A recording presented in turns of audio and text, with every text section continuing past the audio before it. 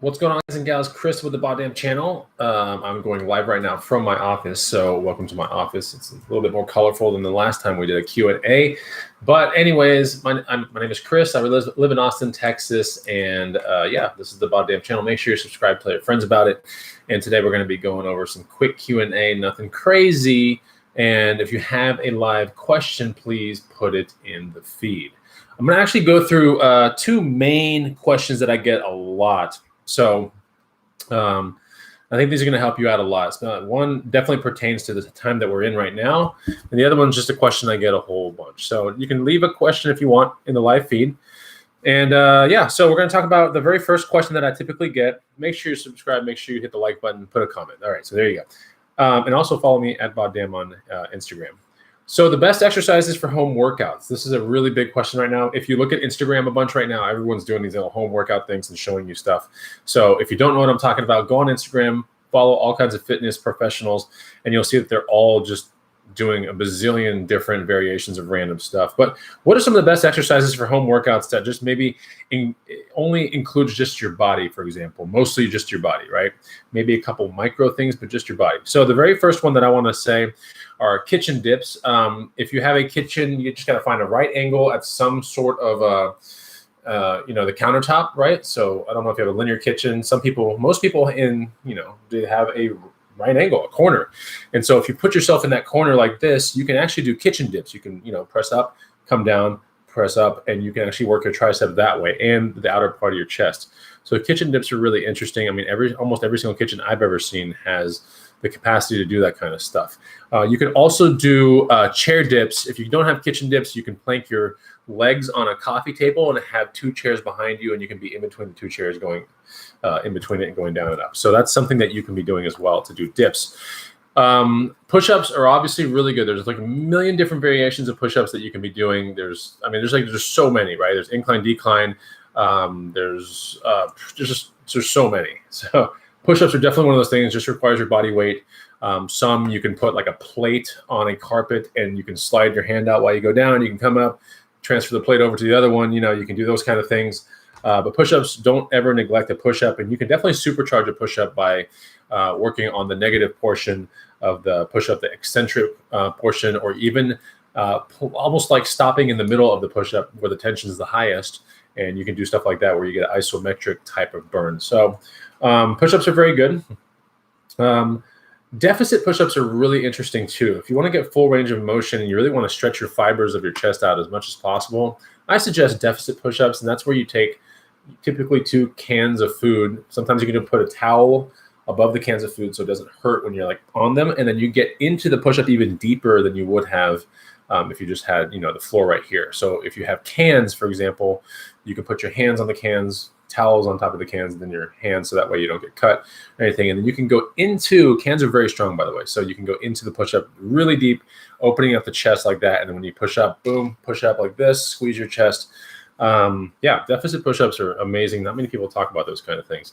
Now there's one thing that it's in my other room, but those things that go on doorways that look like pull-up bars. It's always smart to kind of have one of those around the house, because any standard doorway like the one you see right here, you can put a little chin-up bar, pull-up bar, and you can do a lot of things on that. So I suggest that if you, maybe you can go into a Target or Walmart or anything like that and pick one up. That's great. If you're like, well, I don't have enough money to pick up a $20 or $30 bar. Most thrift stores will have stuff like this, and you can go to the thrift stores and you can find one for, anywhere between like $4 and $10 for the most part, because those things are very common and most people don't use them. But if you have one and you're dedicated to building some good muscle, some good lean muscle, those door jam pull-up bars are amazing. So I would suggest that. Also, if you do, there's another one called upside down chair rows. So basically, if you put 2 chairs down like this, and then you put a broomstick or something pretty sturdy, in between the 2 chairs. So here's a chair right here. Here's a chair right here. The broomstick goes like this, right? And then you get under the broomstick right here, and you pull from the underneath up. You come down and you pull up like this. What you have to make sure is that when you're pulling and you have your hands on that broomstick, that it's very close to the chairs. You don't want to be having your hands in the middle of the broomstick, because the broomstick will then go like this and you can get yourself hurt. But if you get really close to the chairs, you can get a nice, almost like a reverse planked out row just by doing that. Of course, any standard backpack in your house, you can load it with books, and this can also become a weight. So what you can do is you can put that backpack on your back, and you can do even weighted, kitchen dips if you want to. If you put that backpack on you and it's full of books, you can also do weighted squats, weighted lunges. Most people don't realize that you can just put something in a sack, and as long as that sack can go on your body, that provides a little bit more resistance when you're doing body weight type movements. Also, another thing that's really important to consider is you can take that same backpack that you use on your back and you can just put the straps together and you can curl it, for example. I mean, there's a million things you can do like that, but curling it is important as well. When you can get on the ground, and as long as you pack the backpack really full with books, you can get into a crunch position, have your hands up like this, and you can crunch with the backpack being resistance to your abdominal muscles as well. So some interesting things you can do just with a backpack and some books inside. But just never, forget that there's also sometimes coffee table stuff that you can do, like just going to the edge of a really sturdy coffee table, for example, and sitting at the very edge corner of it, and then just, suspending your legs out. Maybe go like this, or put your hands on the coffee table, but putting your legs out into the open air, and then just doing seated leg extensions is very important. You can do decline versions of that. You can do out like this, and that's even harder. So the decline ones are the easier one, where you kind of kick to the ground, but the other ones where you just go straight out in front of you and back. This can be a really good workout for your lower abs. For upper abs, it's a standard crunch, even with the backpack, would work as well.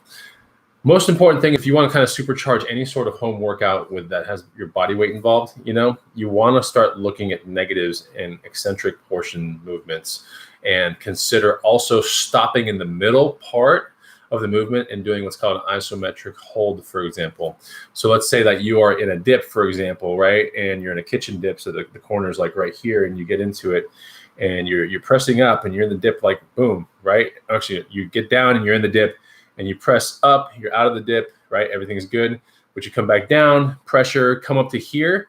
And if you can just get to that midpoint and hold that, I mean, that alone, you can see my tricep already just straining in that position. So very important to consider eccentric movements and also isometric holds.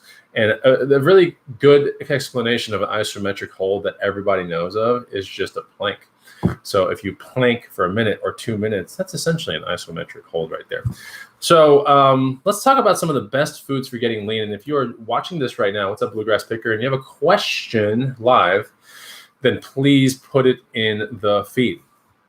Actually, before I get to the best foods for getting lean, I want to address something there real quick, because people are asking behind the scenes sometimes, when are my workout programs going to come out and all that kind of stuff. So I do have 2 workout programs that are going to hit the market very soon, probably in the next 2 or 3 weeks. These workout programs, they do require a gym, and that's good, because you want to be around people when you're trying to get gains, lose weight, gain weight, whatever. Being around other like-minded people is very, very important.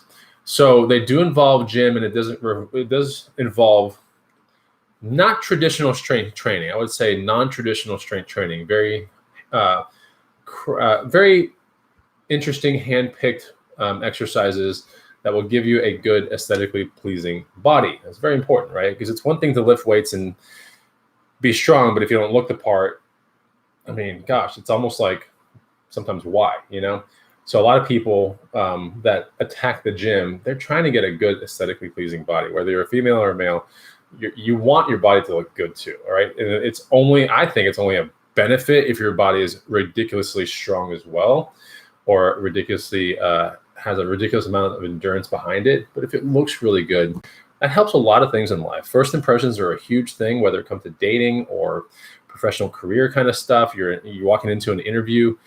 The posture matters. The way you carry yourself matters. Your build matters. These kind of things, it does matter. If you are a very overweight individual and you come to a job that you really want, some people across the table might look at the just the weight issue as a problem, because they realize that it takes a pretty big amount of dedication to get into really good shape, for example. So someone, let's say, that might not be as qualified for the job, but still maybe looks the part more and is in way better shape, that person might have a better advantage in that situation, because it shows discipline to get a body in really good shape. And discipline is good, because all you got to do is teach the job to someone that has high amounts of discipline, and the person's going to probably do okay. So very important. Yeah, these are 2 workout plans that are coming out. And they're both running double periodization, double progressive overload metrics behind them. So there's some tracking metrics behind the scenes. I don't know how many kind of Facebook groups, private ones I'm going to create, but my guess is that there's going to be 3. There's going to be 2 products, and there's going to be 3 different tiers to each product. So depending on how committed you are, I will increase my commitment as well, if that makes any sense. So base level 1 on any of the products. So one is, you can look at one as being a muscle building routine, and the one being a lean, more lean body type calorie burning kind of routine. So one is more like, okay, I'm a little bit more of a skinny guy and I want to gain some weight and I want to get some good strength. Boom, you're going to be on one routine. And then there's one where like, okay, I'd like to lean up a little bit and get my endurance up and feel better about myself, all that kind of stuff. That's routine number 2. So those are going to be coming out pretty soon. But under each one of those 2 routines will be 3 tiers. And one of the tiers is going to be just, you get the product, you buy the product, you get the product. And it'll show you how to track it on your own. The second tier is more than likely going to be, you buy the product. There's a tier. The second tier will be buy the product and you'll be in a Facebook group that might just be an everlasting group where you stay in there forever. And it just shows people that are on the same kind of programs, like their changes, and they might be in different weeks as you when you start out, for example. But that's what I'm thinking is like stage 2 would be maybe that level of commitment. It would cost more, of course, but it means I'm also in that Facebook group, like, helping people around me and Matt and some other people.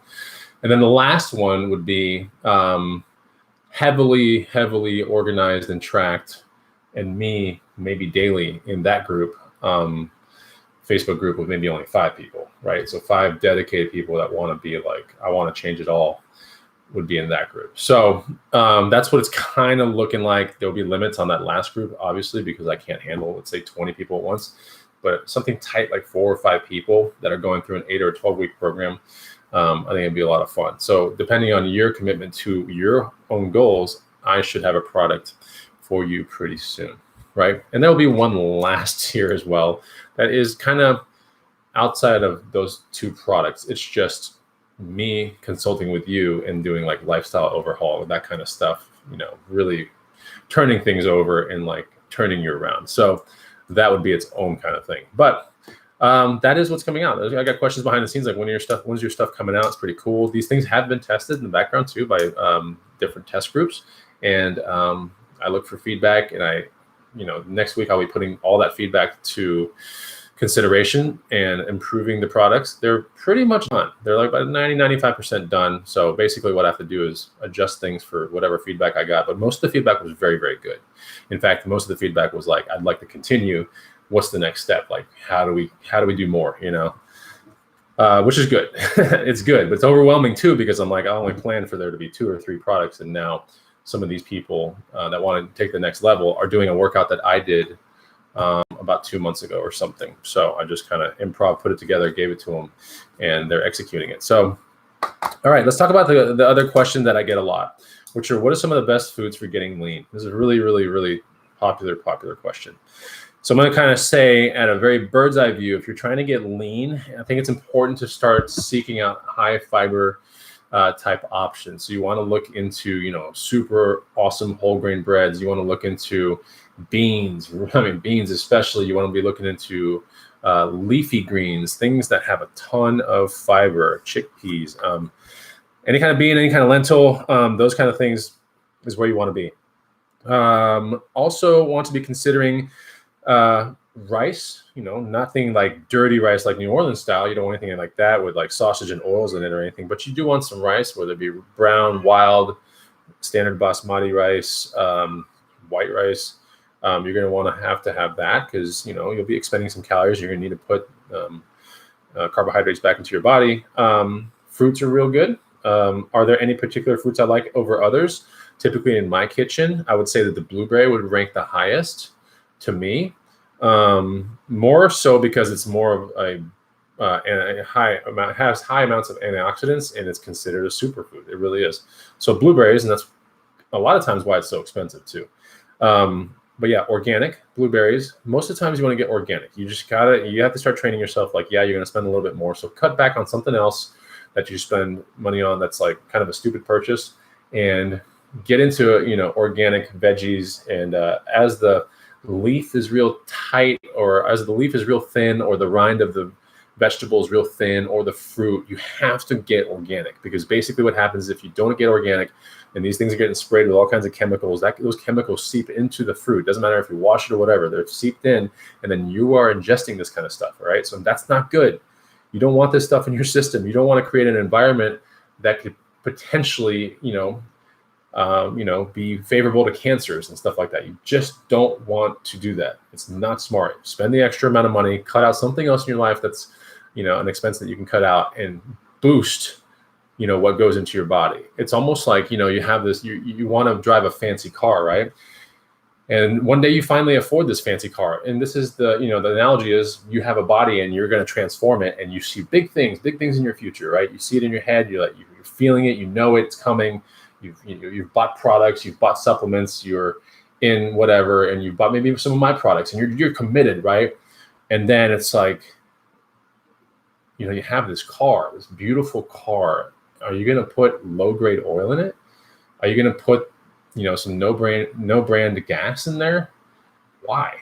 So you got to treat your body like the same thing. Okay. So your body needs to be treated like it's a fine Italian sports car. All right. And you need to spend money for it. All right. And you have to make sure that the things that go into it will help it perform amazing every single time that you try to use it. So beans, rice, fruits, veggies. When I say veggies, it's, potatoes, sweet potatoes. I like rainbow chard. I like kale. I like bok choy. I like all that kind of stuff. Get it organic. Find a place in town. Every decent American city will have organic options. And yeah, so find those places. And if you're like, well, I kind of want to find other options besides stores, I'll just, they're so expensive, then go to farmers markets, right? There's almost always someone at farmers markets that has organic stuff that you can kind of partner up with. And as the farmers markets close towards the last hour, typically they cut the price of whatever's left. So sometimes if you don't maybe have enough money for some of the primo stuff, you can kind of wait till the very end of the farmers market and get some of the last stuff that's just chilling there. So and a lot of times in the farmers market, they will show, maybe vegetables that have to be eaten within a day, and it'll just be there in a pile. And that's pretty good, because if you're just wanting a good meal for the day, you can buy veggies that'll last one day. So farmers markets are really cool. So yeah, beans, rice, fruits, veggies, lean meats. Okay. I personally have got away from beef, chicken, turkey, all that kind of stuff, pork. I got away from it. I've done my own personal experiments, and it's, to me, a night and day difference, honestly. So I don't know how long I'm going to keep going with that, but I never get bloated. I am way more leaner. My body's not holding on this. It's just not bloated. It's not bloated. It's not holding on to weird water. Digestion's real good, all that kind of stuff. Yeah. So lean meats. When I say lean meats, it's mostly fish. I usually do, salmon, tuna, or sardines, and eggs as my outside of vegan diet protein, But typically, I want to be as close to a vegan diet as possible. But for me, and the muscle structure that I'm looking for, I really think I need eggs and fish in there to get that edge. I think I just do. And I know it's good for my hair as well. And I care about my hair. So I need a lot of omega-3s, and yeah. So lean meats, eggs. So for fats, for example, nuts, seeds, avocados, and olive oil. Those are some really good ones right there. All right. Nuts, seeds, avocado, and olive oil. Avocado is my favorite fat out of all of them. I always have avocados on deck. You should too. It's kind of hard though, because you have to pinpoint exactly when the thing gets ripe. What you do is when you buy avocados, I like to buy them in stages. I like to buy ones that are ready for the next 1 to 4 days. They're ready, kind of soft already. And then I like to buy completely hard ones as well. And I basically take the ones that are pretty soft and whatever already, and I throw them into the refrigerator.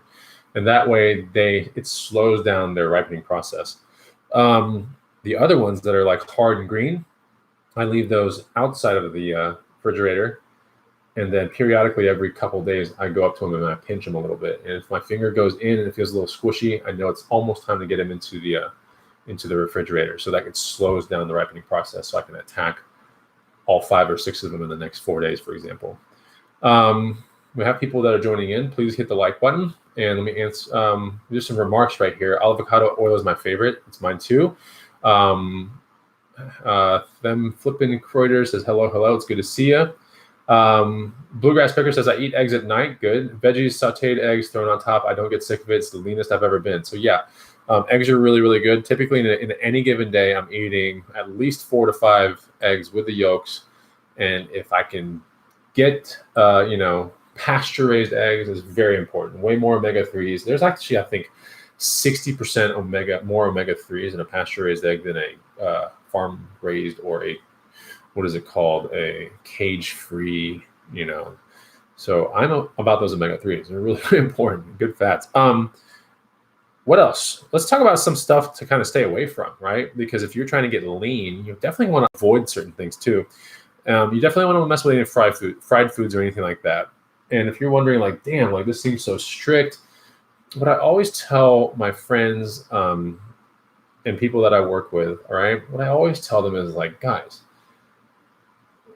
give up something to experience something, right? It's just like, it's the concept of a vacation, right? You take a vacation because you want to go somewhere distant and have a lot of fun, right? But in order to get there, you have to give up certain things for 3 to 4 months to save up money to go on vacation, right? And some of these things are just mundane little things, but eventually you make a trade, okay? You make a trade for the vacation, and I want to say, we'll be really tight on our Costco purchases and stuff, and maybe we will hold off getting that expensive vacuum cleaner and we'll get this like generic one instead. You make certain choices, right? Or you work harder on some skill set or whatever, make a little bit more money, and you get a vacation. But either way, a lot of people just save up for a vacation, right? And that's the same way you have to kind of treat this transformation thing in your body. Like if you really are serious about this kind of stuff and you really want to change your life, okay, you're going to have to let go of certain things. You're going to have to let go of like, well, does that mean I can't eat red meat every day? Does that mean I can't, have French fries every week? Does it mean I can't have donuts on Saturday and Sunday mornings?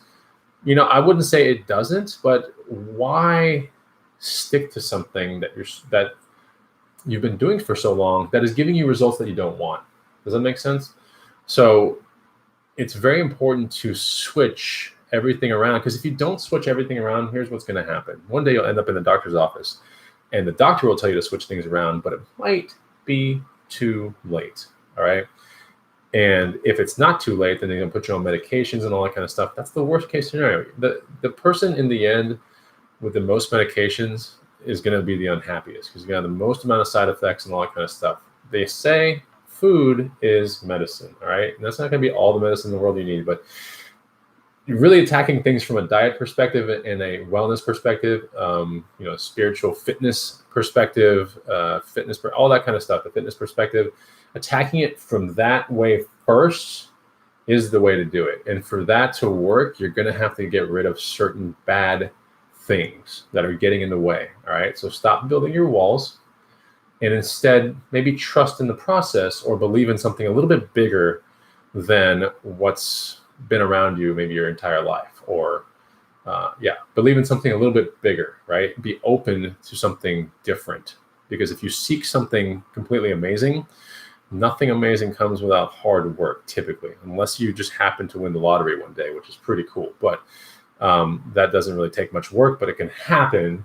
It's very rare. But what's more common is that people usually sacrifice big things for the things that they really care about the most. Okay. So whether you're an expert golfer, you're going to sacrifice a lot of hours, maybe some dinners without your kiddos. You're going to be away from the house a little bit more, right? But you might be a really good golfer, and that's what makes you tick. Cool. But if you have this vision of an amazing person in your head and a transformed person in your head, you owe it to yourself to get there, right? And to see what it feels like. And I'm not talking about just like 4 weeks of working out and looking in the mirror, take some selfies, be like, this is cool. And then you kind of reverse back and you're like, I can't sustain this. This is dumb. I would say give yourself a really good fighting chance. I mean, give yourself half a year, 3 months, something pretty big to see, A, is it sustainable? B, how do you feel, long term?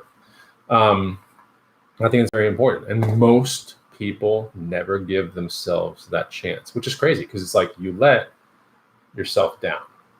So you speak grandiose words, you have giant dreams, but you lack the discipline to even remotely go past the 50% mark in effort. Because effort is what's going to really make it. It's not so much even action, it's effort to start, continue, and then you continue something that's working, you evaluate whether it's working to the way that you want it, or do you need to do a couple more changes, re-implement again and again.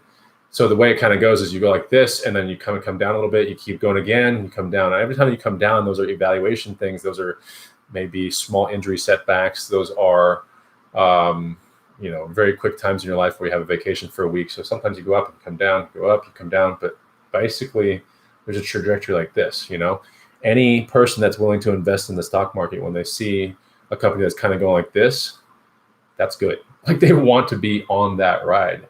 And a lot of people in life want to be around people that are improving themselves, whether it be through business or fitness or whatever. It's attractive to be a person that possesses the skill to do something and it goes up, all right? It actually is a very attractive kind of trait to be able to master something, whether you're a chess player, you're a golf player, or you want to attain an amazing physique. Just getting around people that are making it happen is contagious, right? But just remember that a lot of those people that did that were probably faced with the exact same setbacks or quandaries and questions within themselves as you have, okay? And they're no different. Everybody is, the same. It's kind of interesting. It's like, how can some of the best rappers in the game have come from just the worst places, like the projects, with nothing, food stamps, just nothing. Like, how did they come from there? Whereas someone that's like born rich and they just try to rap because daddy was a rapper and they just don't have it, right? And it has nothing to do with respect or whatever. It has to do with hunger. It has to do with one person worked a lot harder than another. But in reality, both people were human beings that just had a brain, That's the reality of the matter, is they're two human beings that are capable of thinking. One thought differently than the other over time and compounded those thoughts and did this, right? Whereas the other person was like, like this, and nobody wants to really, that person doesn't go down in history for that. That person gets made fun of. That person gets on TMZ one day. That's not what you want to be. What you want to be is someone that goes up. Very important. There's some remarks in here real quick. Hard work produces genius. It's true. What people see sometimes is, the finished product. What people fail to see, it's like kind of like the iceberg kind of thing. I know everyone's seen the picture of the iceberg and all those, motivational quotes and everything, where it's like, what you see is this tiny iceberg, right? Sweet. But underneath the iceberg is this enormous foundation of ice below the water that no one sees, right? And that's ultimately what wrecks the ships and stuff like that, is just the mass of the iceberg itself. But what you're seeing is just a small snippet of it. It's just like, sometimes you can see a tree outside and it's real nice and it's beautiful and everything, but you don't realize to produce such a beautiful tree, for example, the root structure is vast and it's going every which way possible, as wide as possible. It's beautiful. It's bigger than the tree itself or the top of the tree, and it's searching for water. But what you're seeing is just the beautiful tree. You're not seeing this massive foundation that's below the tree. So let me answer a couple questions that are coming through here. Bluegrass Figure says, I think of food as nutrients only, good fuel instead of a reward. That's right. It's fuel. It's nutrients. It's minerals. These are things your body needs to change. Chang Jin says, hi, how to build bigger muscles with just body weight exercises. Look at my rewind this video when it becomes an actual video, literally like here on this thing. My first thing I talked about in this video was best exercises for home workouts, okay? Now, if you want to build bigger muscles, okay, bigger, you're typically going to have to do two things. In my eyes, if you want to do it the fastest way, you want to eat in a caloric surplus, and number two is you want to involve strength training. So go get a gym membership and strategically subject parts of your body to intense amounts of pressure through bench press, squats, deadlifts, overhead press, and bent over barbell row. Those are the 5 key movements that you should be doing. Eat in a caloric surplus, and you will basically you're overstressing the muscles to where the next time that they work out, they're like freaked out. They're like, all right, we got to build bigger for the next time that he does this to us because that was hard. That's what the muscles kind of think. So they get stretched out to this ridiculous kind of like when you bench press, you're going like this, you're ripping fibers, bam, just ripping them all. There's holes in your muscles, and then you feed it in a caloric surplus with all these good foods and stuff like that. It fills in all the holes, the muscles rebuild, but they build in a kind of a bigger fashion, but they're also rebuilding in a bigger fashion because they're kind of wondering what's going to happen in next week's workout. They're going, damn, like we got to be ready for if he does that again to us. What if he does it with like another rep or something? So muscles are interesting like that. You subject them to the right amount of stress using the main principle of time under tension, which is a very old principle, but it's a very proven and tested principle. That along with a caloric surplus and, actual strength training with barbells, you can put on some serious size very quickly. And here we go. Bluegrass Picker says, cheat days. I don't even want because I'll feel awful. That's true. See, this morning my brother and I were going down 6th Street and everything's all boarded up because it's Corona, whatever. But there's a donut shop at the end. I don't know if it's open or not, but it's probably doing to-go donuts. And I really wanted one, but then I thought about it. I was like, man, if I want one, that means I'm going to buy 5. And while it's a Saturday or a Sunday, it's technically the weekend. I could cheat if I want to. But I, like Bluegrass Picker said, I thought, I don't really want to feel like that though. I kind of want to feel uppity and feel good instead of like driving this car home, getting out and I'll be on the couch and whip out my phone and I'll be there for like an hour and a half just in these days. So I chose, right? Because life's about the right choices. I chose the uppity, kind of, I got, some pizzazz, some perk over lethargy, sitting on a couch, non-productive. Yeah, because when I got home, ultimately what I did is I made a smoothie, or ultimately when I got home is I sat on the couch for 5 minutes, whipped out my phone, did a little bit of social media circling, blah, blah, blah, what a waste of time. And then I put on my mountain biking shorts. I went to ride for an hour and then I came back, had an amazing smoothie and everything like that. So if I had those donuts, I know that wouldn't have happened. That's kind of how I have to look at it. I think those kind of things too. What I have when you watch my videos or I'm in the gym and I, take off the shirt, whatever, mind you, a couple of things. 1, I'm 41 years old. Number 2, all right, I drink a lot of water. Number 3, I eat really, really good for the most part. And then number 4, I subject my body to a lot of, mechanical stress overload, basically, in strategic places to craft what I am looking for. And so the workouts that I'm producing are going to be kind of doing that for the general public. And if you choose to want to kind of follow along and see what it's all about, then I should be having them in about 3 weeks or something like that. Let me answer one more really popular question I get. It's not in the feed right now, but it's a question I get a bunch. Should I use pre-workout powders? I do address this in actually all of my products because my products don't just come with a workout. They come with like best tips and practices and all kinds of cool stuff like injury prevention, what happens when you do have an injury. It has stuff in there. Basically, I want my products to be not like super overarching, encompassing, amazing lifestyle changing product, but I want it to be something a little bit more than just the workout, because just the workout's not going to solve anything for you. So they are going to have not diet plans, but diet recommendations in those things as well. But the last thing I wanted to talk to you guys about was, the pre-workout thing. It's a question that I get all the time. Should I use pre-workout? And the answer is in those products. But I'll tell you right now is black coffee is cheap. You can get it anywhere, and wherever you get it, it's always cheap. Like you might be paying $3 to $5 for a Red Bull, Monster, a Bang, whatever. But you go to a McDonald's and you can get an amazing coffee for like $1, And that coffee, if you sip it during the workout, you'll have a great great time. Okay, if you pound it before workout, you might feel like you're gonna have a heart attack, which I don't suggest doing. But black coffee is cheap. Black coffee is natural. All right, and don't add any kind of creamers or sugars to it or anything like that. And it's an amazing, cheap way. It's nature's pre-workout. Any way you look at it. Now, do I use pre-workout? I do, but not all the time. I wake up and I have coffee in the morning. It gets me going. I do my meditations. I do my morning ritual, and then I basically get ready for the gym. And then I also have another 30 ounces of water that has pre-workout powder, but I'm using an all-natural vegan pre-workout powder that has beetroot and all kinds of other random things in there, and a couple of some BCAAs. That's what I'm using. I'm not even convinced that helps in the workout, but having a bottle there has something good that tastes good inside of it makes me almost placebo effect feel like it's doing something. But it also saves me time from going back and forth to the water fountain. There's a lot of things that, just bringing water or flavored water or even a pre-workout powder will help you with there. But the problem with pre-workout powders is they can get crazy, not expensive. Well, yes, expensive, but they can get crazy in the way that they affect your body if you're not careful.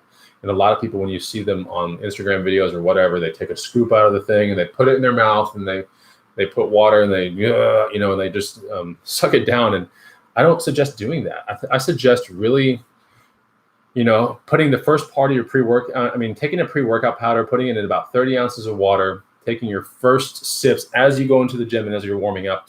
You want to sip down this bottle, boom, boom, boom, boom, boom. And right when you're about the halfway part of your workout, that entire bottle should be gone. But if you go in and you just pound it down, boom, you're going to get this amazing energy spike for like 30 minutes, maybe 45 at best. And then you're going to get this crash that came out of nowhere that's going to make you feel terrible. So what you want to do is you want to ride the wave a little bit, and you're going to introduce it into your body about, right when you walk into the gym, that's about when I'm sucking it down a little bit. And then at that 30-minute, at that halfway mark of my workout, I look at my bottle and that thing should be gone. So very important. Blank said, Game Changers is a game changer. Yes, it's a documentary on Netflix that basically talks about veganism, which is cool because it was the main documentary that got me semi-hooked on veganism outside of just having eggs and fish, which is what I do. But most of everything I do is vegan.